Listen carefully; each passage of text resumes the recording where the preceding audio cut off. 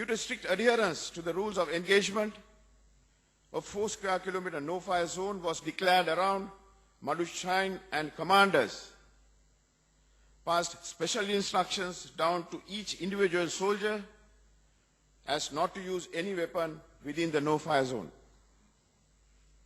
Avoiding direct engagement for almost 4 months, 5-7 Division troops cut off terrorist supplies to the Malu church area by sealing off roads running from Palampidi, Parapakandal, and Madu to enforce a siege.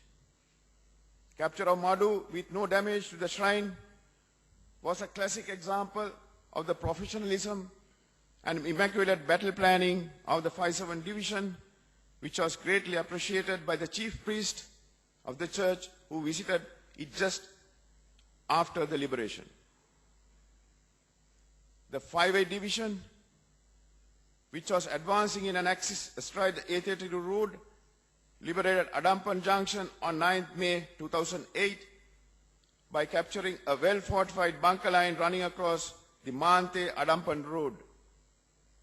The LTT had converted the Assistant Government Agent's office and Adampan Hospital to a strong point by constructing concrete bunkers while forcing civilians to vacate the area.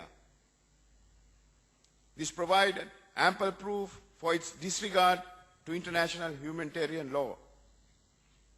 On 30th May 2008, the 5-9 Division captured Munagam Base, which consisted of underground concrete bunkers and connected fortifications.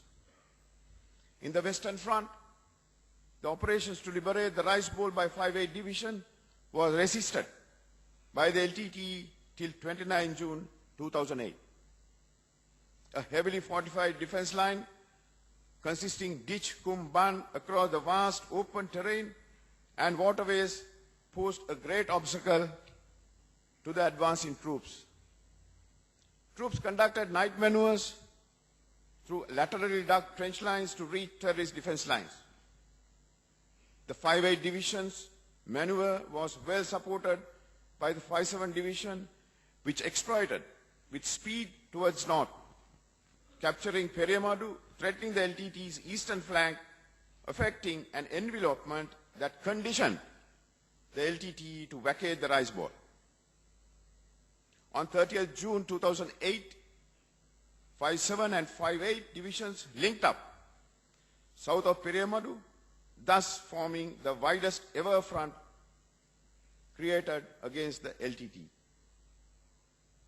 The 5-8 Division, expanding its control further north, captured Veditaltiv, an important sea tiger hub, on 16 July 2008. Meanwhile, in the Eastern Front, progress became slow as troops of 5-9 Division had to fight successive defense lines. It was further delayed as undergrowth of the primary jungle were cleared and burned by the LTT, making own movement easily detectable. However, having captured Nithikaikulam, the main water resource in the area after heavy fighting on 7 July 2008, the 5-9 Division further exploited deep into the jungles, capturing Michael Base and the Sugandhan Base. The Task Force 2 was raised at Vilatikulam on 14 June 2008, opening up a subsidiary axis east of 5-7 Division. The newly raised task force, having successfully fought a series of LTT defenses, captured Navi Township by 17 July 2008. In the meantime, 5-8 Division captured Velankulam on 12 August 2008. The Task Force 2, progressing further, captured Palamote on 25 August 2008, and its neighboring formation on the west, the 5-7 Division, having maneuvered during the night, completed the total capture of Tunukkai and Mallavi complex by 2nd September 2008.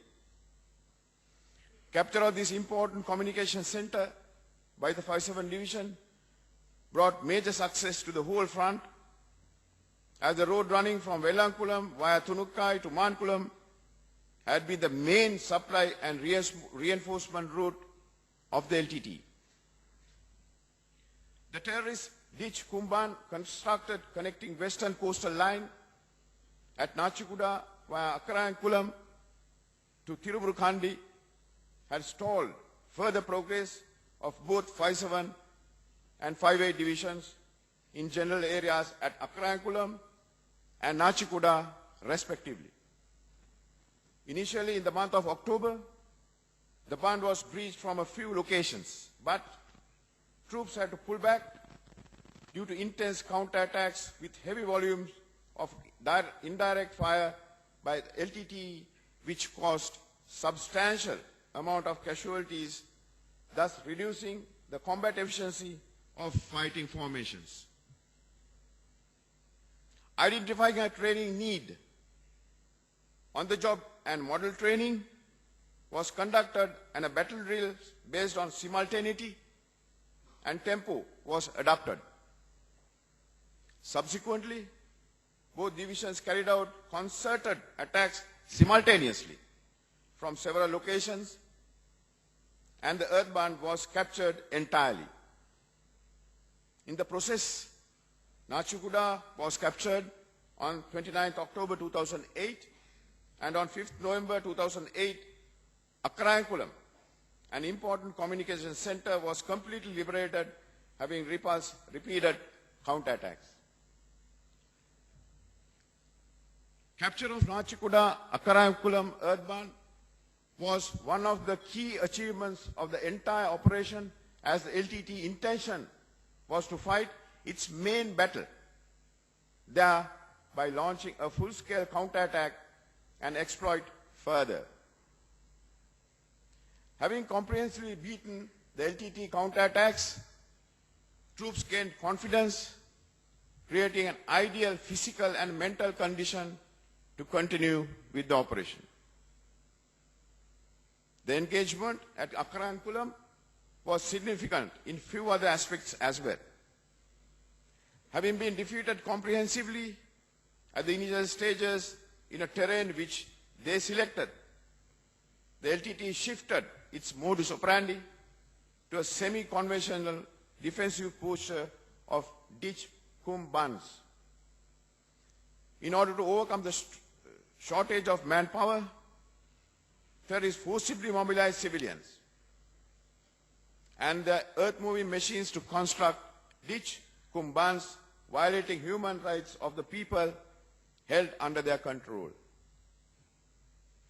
The LTT deployed a large number of civilians to defend 20-kilometer ditch kumban to meet its manpower shortage and to preserve its trained cadres for counterattacks and future offensives. Taking control of the A9 road had been a major consideration during the operation.